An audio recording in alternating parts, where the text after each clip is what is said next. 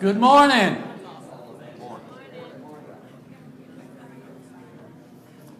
Open your Bibles to Ezekiel chapter 47. Ezekiel chapter 47. My intent this morning, we'll see whether I get there or not. My intent this morning is to finish the book of Ezekiel. We've been in this book for quite some time. I have really enjoyed the study. I mentioned when we began this class, it's kind of surprising to think about this, but this is the first time I've ever taught the book of Ezekiel. I've really enjoyed it. There are some wonderful things in it, some amazing lessons in it. We've been looking over the last several weeks at chapters 40 through 48, which are a description of a temple. We've talked, when we began this study, there are four possibilities that are placed out there by scholars as to what this temple is about. One of them is, and we struck that off at the very beginning, is a reference to the premillennial reign, the temple that's going to be built when Jesus returns to the earth. We know that's not so because that's not a biblical doctrine. The second one is a reference to a temple that was never built. God promised to build the temple and never got around to it, which I don't think is true either. The third one is it is a symbolic picture of a temple that gives us an idea about what God expects and what God wants. And the fourth idea is it is a temple that God intended, or it is a spiritual representation of the church. I am convinced that the truth is found in the combination of two of them. I think there are some things in there that have reference to the church. I think there are some things in there that reference to a spiritual temple, a symbolic, a spiritual temple. I think both of those are probably included. When you begin chapter 47, chapter 47 is, I think, probably the clearest picture of any chapter that this is symbolic. Because when you read chapter 47, the first part of the chapter talks about a trickling stream that comes out of the temple, goes across the doorframe of the temple, goes out the gate and down toward the Dead Sea, and the further it goes, the deeper it gets. It's just a small trickling stream when it comes out of the temple. By the time it gets to its end, it's deep enough to swim in. It goes all the way down, according to this chapter, it goes all the way down to the Red Sea, the Dead Sea, and the Dead Sea turns clear. It's not salty anymore. It's not the salt sea. It's a clear sea, but the marshes that surround the Dead Sea are still salty, which that would seem like a physical impossibility. But this is not talking about a physical stream. There is no physical water coming out of the temple. There is no small stream that becomes a raging river and then turns into a swimming hole at the bottom of it. This is not physical. I find it very interesting. I mentioned that some people think this is a reference to the 1,000-year reign. There are people who try to make these chapters completely physical, and their explanation is there is an underground stream underneath the temple.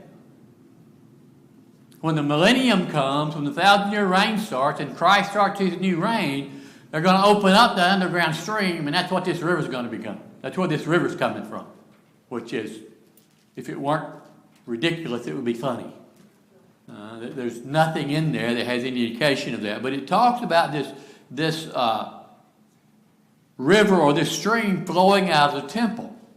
And it's a figurative reference to God's blessings and God's care and God's providence and God's help for the children of Israel.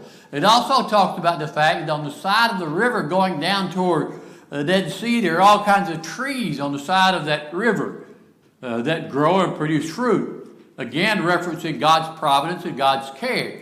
There's something here that I think, and somebody else pointed this out, it didn't originate with me, but there's something here in this story that I think a lot of people miss. What is the significance of the water coming out of the temple? Living water comes from God. It's spiritual. This is not a physical blessing. This is not talking about a physical river. It's talking about spiritual blessing. That's why it comes out of the temple. It comes out of the temple because it's religious. It's spiritual. It's connected to God. It's connected to our relationship to God. That's what he's talking about. And the idea of the Dead Sea becoming not salty anymore, behind that, I think, is the idea that God brings spiritual life even to those who are spiritually dead.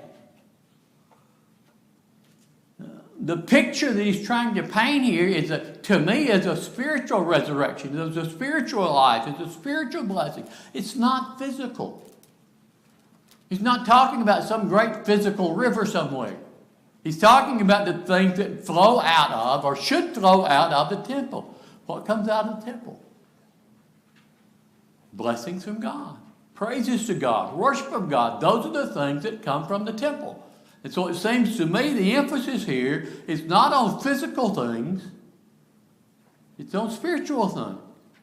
Now I realize there may be some small connection to the physical blessings that God was going to give the children of Israel. That may very well be. But it seems to me, in the context, the greatest emphasis is not on physical, but it's on spiritual. Because it comes from the temple. And to me, that's what the temple is all about. So you look at that in the first several verses. It goes all the way down to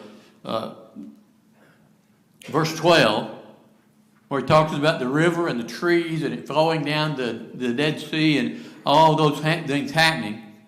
And then in verse 13, he begins talking about the division of the land of Israel.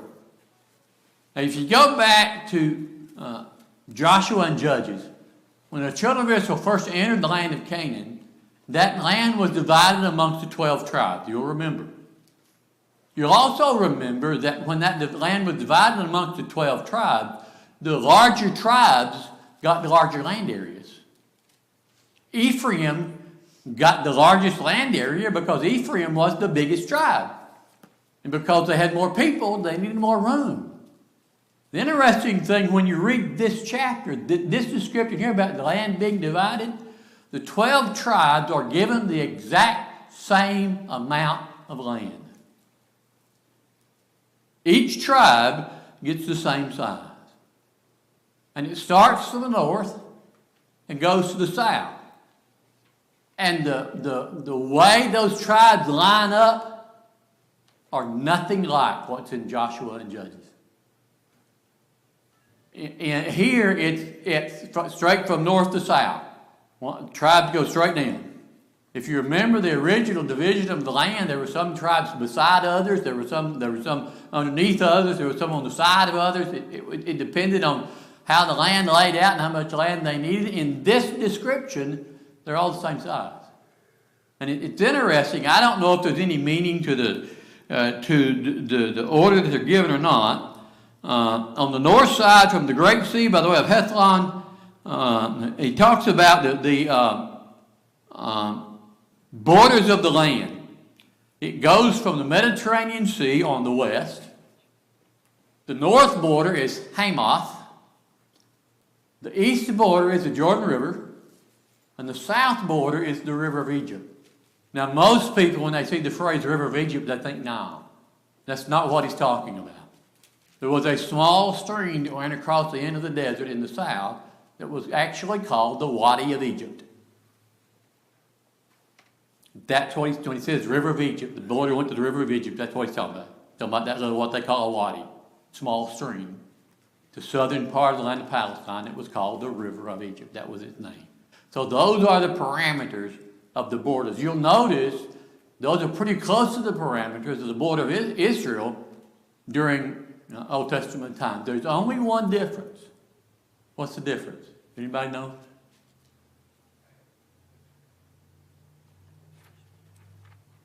When the land was originally divided, where was Manasseh and Gad?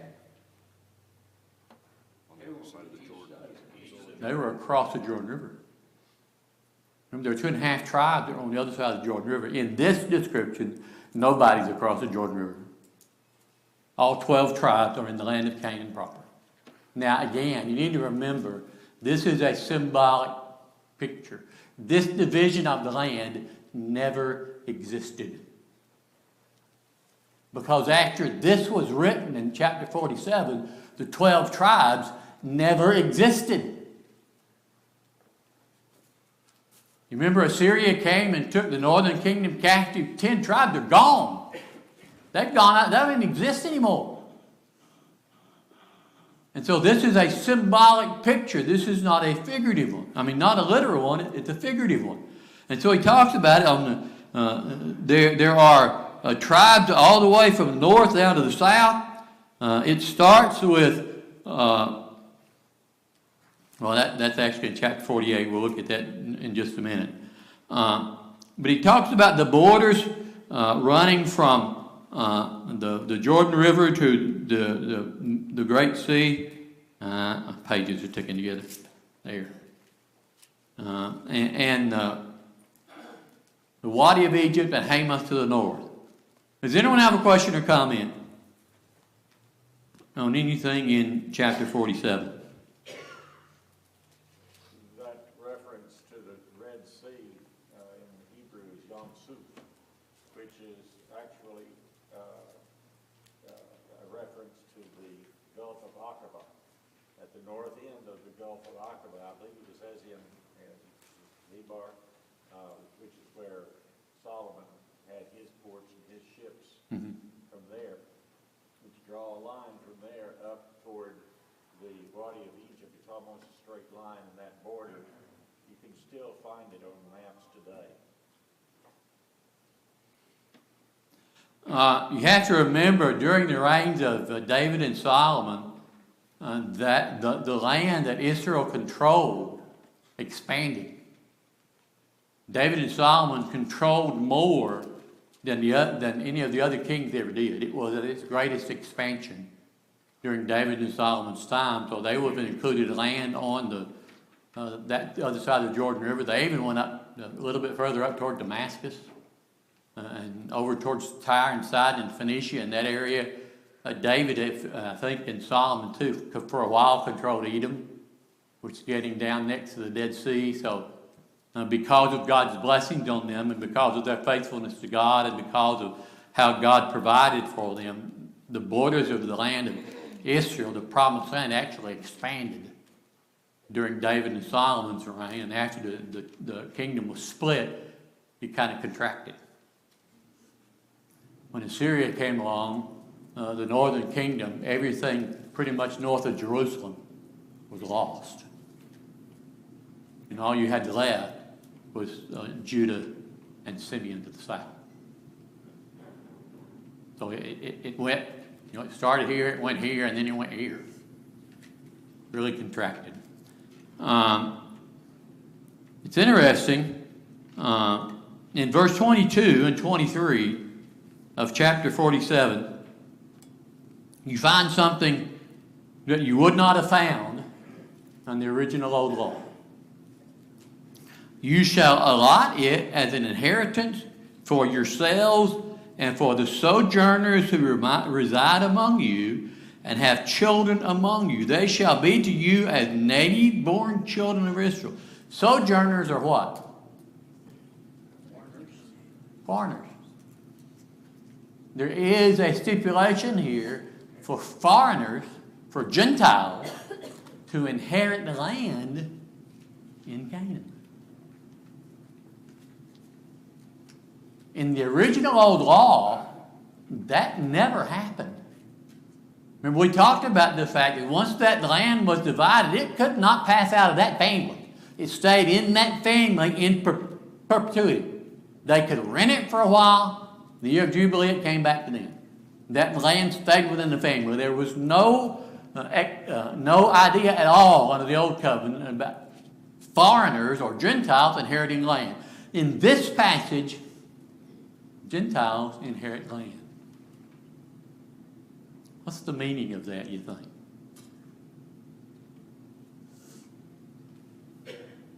At some point, they're also going to be God's people. What? At some point, they are also going to be God's people. At some point, the Gentiles are going to be part of God's family. That's the point. So some people seem to get the idea that Gentiles becoming Christians was a surprise. That God sprung them on that at the last moment. He'd been preparing that since Abraham. He told Abraham, and these shall all families of the earth be blessed. Gentiles were part of God's plan from the very beginning. Wasn't something he threw in at the last minute. And there's passage after passage after passage after passage in the Old Testament that point that out. And this is one of them. If we're making a spiritual application out of this, if this is not a physical reference to the physical land of Canaan, the spiritual reference is foreigners are going to be part of God's spiritual family.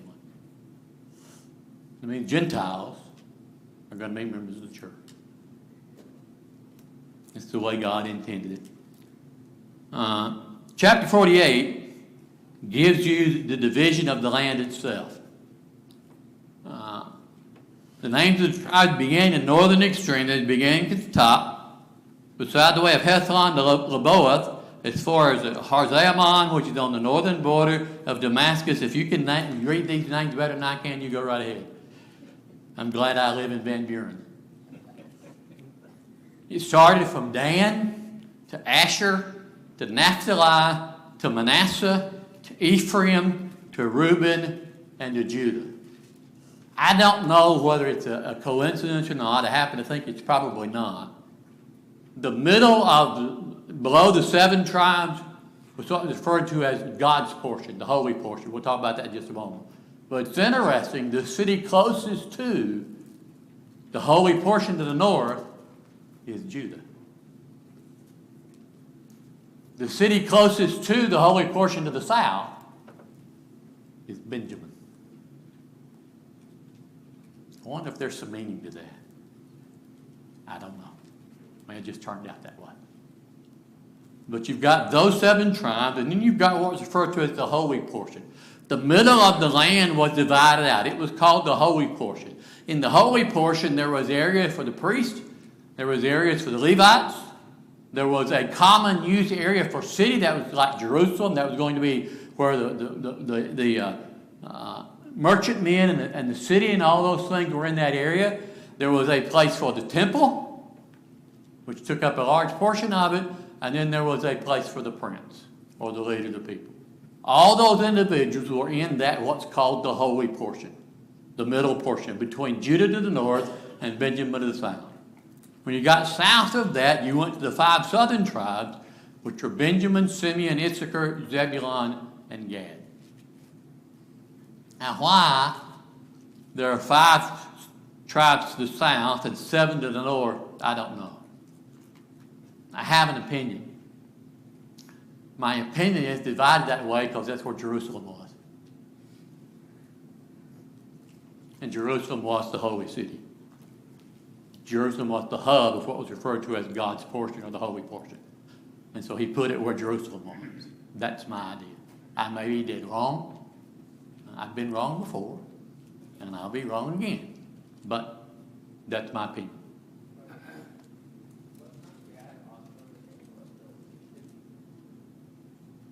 I don't think so.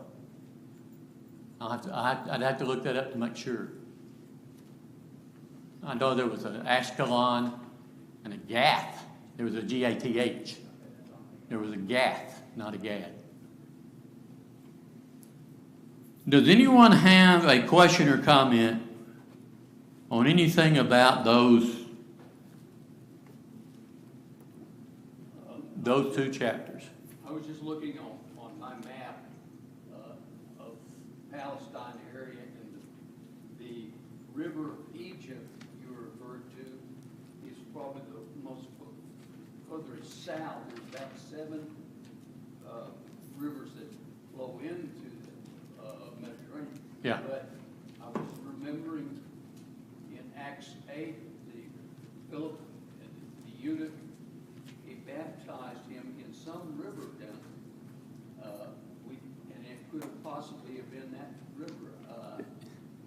It could have been any one of those. It could have been a pond. It could have been a lake. It just says, see here is water. What water it was, I haven't the slightest idea. I know they were somewhere on the way from Jerusalem to Gaza. Somewhere on that road. Where on that road, I haven't the foggiest idea. I mean, I could make a supposition. I could guess, but it would be an uneducated guess because I don't have any information to base the guess on. God doesn't give any information about where Philip was. He just is on the road from Jerusalem to Gaza. And they came to a certain water. I've always pictured that, and this is just in my mind, I've always pictured that as being a pond or some kind of body of water that was sitting there that they came up on. It could have been a river. I don't know. Just doesn't say. Roger. If I'm remembering correctly, the word wadi refers to a stream which is often dry. Yeah. And this particular wadi of Egypt, it was normally just a kind of like brought by sometimes gets. This part of the world, most of us don't have any kind of experience with it. But that part of the world has what they call a rainy season and a dry season. They go 4 or 5, 6 months with no rain at all. And then they go 6 months with nothing but rain. And during that 6-month period, you've got these gullies and washout places and things that during those dry seasons, they're bone dry. And when all that rain comes, they're overflowing. I've seen that in Georgia. There can be gullies and washouts that when it doesn't rain for a couple of weeks, those things are bone dry and you can walk in and do anything. It comes a good thunderstorm and you can't even walk across it. The water's so strong. So that Wadi of Egypt would have been one of those. It would have been during the dry season, it might have been just a little trickle, or it might have been nothing at all. And when all this rain comes and this water's got to go somewhere. And so it goes into these low gully type things, and that's what the Wadi of Egypt was. And that's an indication, too, of God's providence, should that be the case, that that was where the young was baptized, that it would have happened at a time of the year when there was water. I have no way, and I don't know. I mean, it's interesting to talk about and to think about, but I have no way of knowing where that was, or even what kind of body of water it was. Was it a creek? Was it a river? Was it a pond? Was it a lake? I don't know. Well, it just doesn't say. And evidently, it didn't matter that I know. That's right. If I needed to know, it'd be in there. If it's not in there, I don't need to know. Yeah, there he is. Water all over the place. Those things, by the way, for those of you who may not know, baptistries are a relatively modern invention. When my grandfather started preaching in the 30s, they still went to the creek. My grandfather tells stories about going after dark and driving cars down to the creek and pointing the headlights toward the water so they could see what they were doing. And he also talks about taking axes to break up ice. Can you imagine being baptized in a creek where you had to bust the ice up to get in it? That's cold.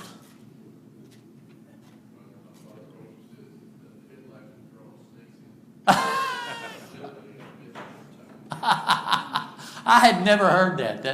That's funny. One of my favorite stories, and this has got nothing to do with what we're talking about, but it just came to my mind. It's very interesting. One of my favorite stories, the first immersion Thomas Campbell ever performed. You got to remember, Thomas Campbell came out of the Presbyterian church. They sprinkled. They didn't baptize. He had never seen a baptism. He didn't know how to do it. Somebody asked him to baptize them. They went down to the creek. The guy walked out on the edge of the water, stood in the creek. Thomas Campbell climbed a tree and went out on the limb of the tree and reached his hand down and grabbed the guy's head and shoved him under.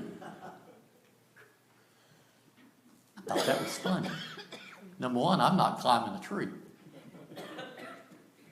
You know, you do what you have to do. He didn't know what one looked like. He'd never seen one. you think about some of those things and you wonder, how did they come up with those things? Who first thought of a baptistry?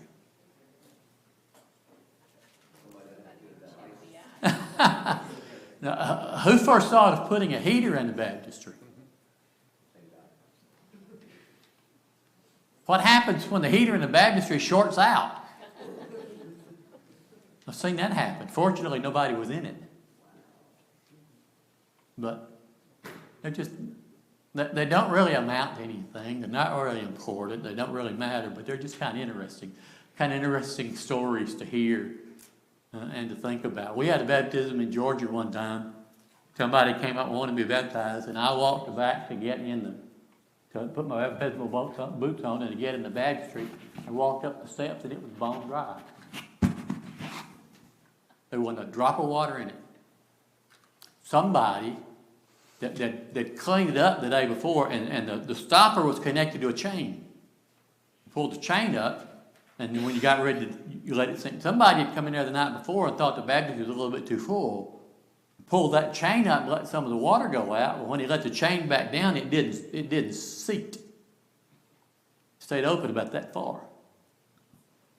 So for the next 12 hours, the baptistry water slowly drained out of that baptistry.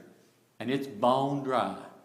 This building, the baptistry was filled with a 3/4 water line that came all the way across the top of the church building. It came from a bathroom in the back of the building, all the way across the top of the building and down to fill up that baptistry, because when that building was built, it didn't have a baptistry in it.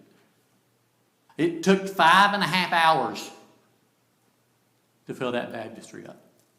Now, you're ready to baptize somebody and you got no water. What are you going to do? I know what I did. I talked to the elders. We presented the guy with 2 choices. There's another congregation church across the town. We get in the car, we can drive to their church building, and we can baptize you right now. Or we can fill this baptistry up and you can come back tonight.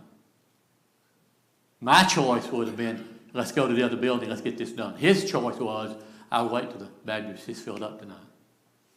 We filled it up. He came back at 5:30, and I baptized him that night. It's the only time I've ever dealt with baptistry dry as a bone.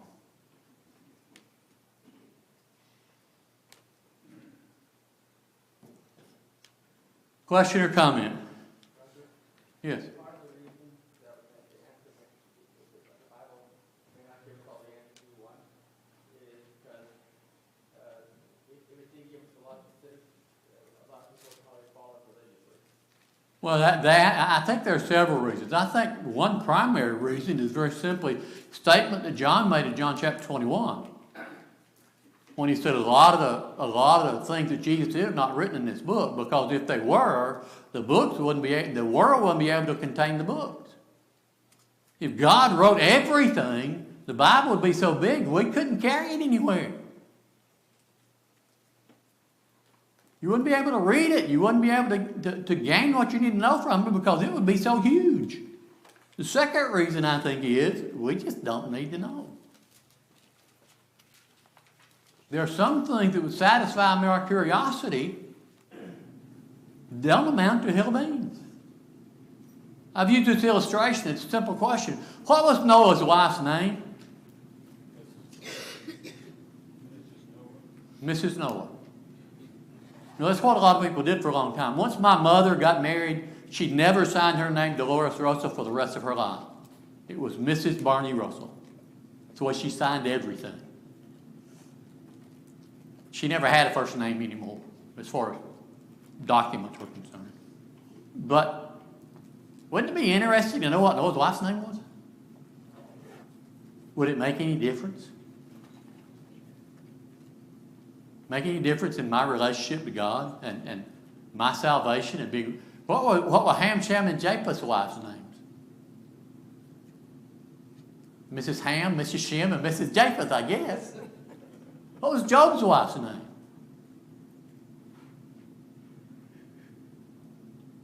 I don't know.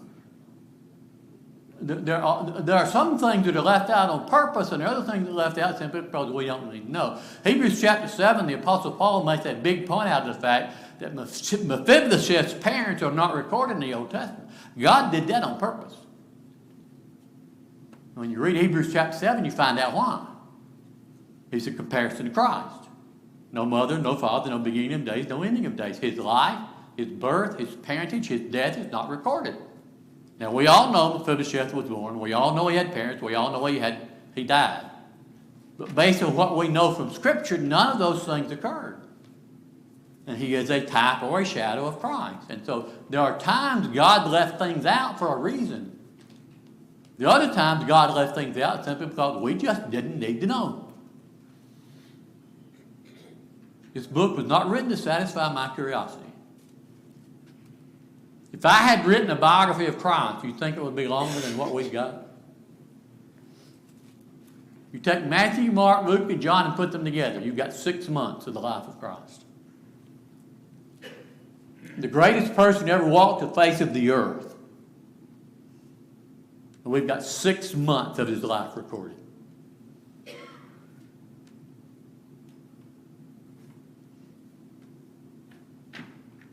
What happened to Jesus from the time he went to the temple when he was probably 2 to the time he was 12? What happened from the time he was 12 to the time he was 30? 18-year period, we know nothing. Except for the fact he lived in Nazareth with his mother. And at least for a time, probably his father. And in all likelihood, he learned how to be a carpenter. That's all we know. Because we don't need to know. Those years are not important, so God left them out.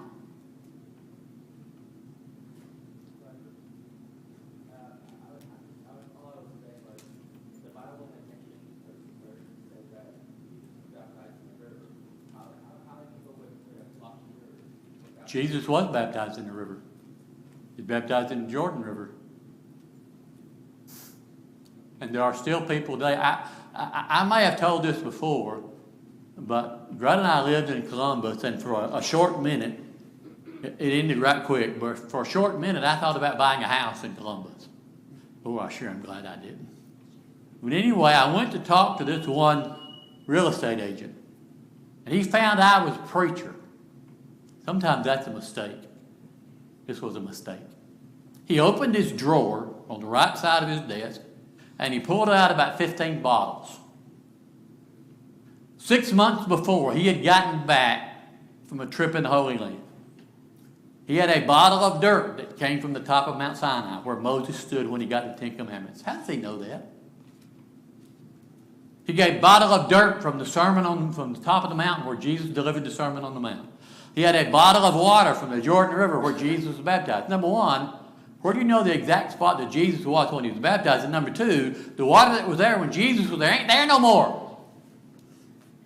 He's gone 2,000 years ago.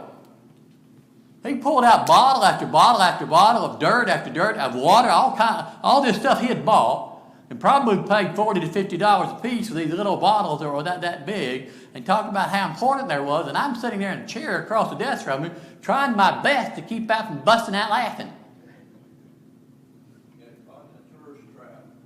He got caught in several tourist traps, evidently. Well, some of them came from Jerusalem, some of them came from the Jordan River, some of them came from Galilee, some of them came from Egypt. I mean, he gets stuff from all over the place. He was talking about how important that was, and how holy it was, and how right. I'm thinking, that's dirt. The dirt that Jesus touched 2,000 years ago is long gone. And the water that Jesus was baptized in ain't there no more. And if it is, it's because it evaporated and fell back down about 3,000 times. We get so caught up in some of that stuff. I've mentioned this, I would love to take a trip to Jerusalem.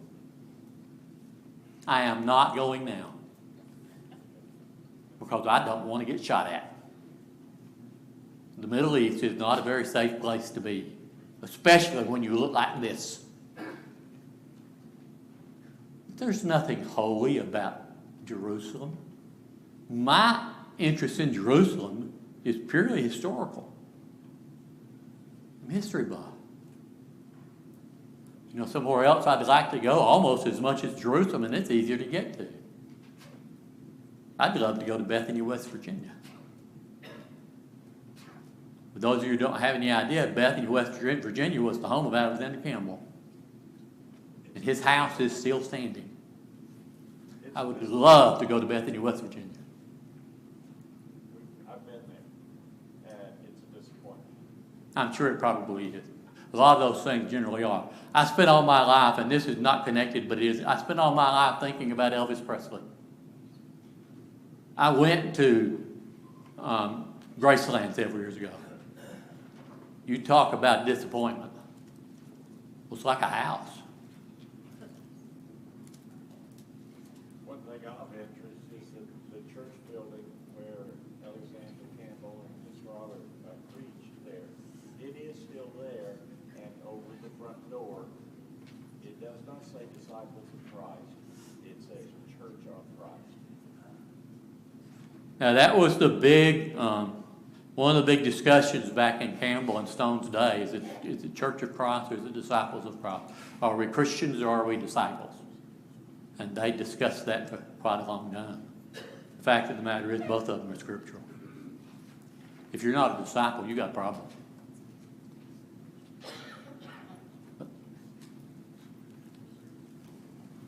We got way off the subject, didn't we? Anyone else before we quit? I'm done. I hope you're looking forward to, I am, looking forward to starting the study of Hebrews next week. Hebrews is, I guess, alongside Romans, probably my two favorite books of the Bible. I love the book of Hebrews. When I took Hebrews in college in 1978, my teacher was a man by the name of Leonard Johnson. Leonard Johnson taught at Freed-Hardeman for a number of years. He helped start Alabama Christian College. He went back to Freed-Hardeman for a while, and then went back to Alabama Christian College for a while, and then he went back to Freed. He bounced back and forth for a number of years. Well, he got in front of us to start our book of Hebrews class. He said, and I quote, "I don't expect you to memorize the book of Hebrews. Just know it word for word." And his tests were passages of Scripture with blanks left out. It's the only, I'm not bragging, I'm trying to make a point here. It's the only Bible book I took in college I had to make an A in. Maybe. But I learned more in that class than probably 4 or 5 others put together. I love the book of Hebrews. So that's where we'll start next week. And I'm done.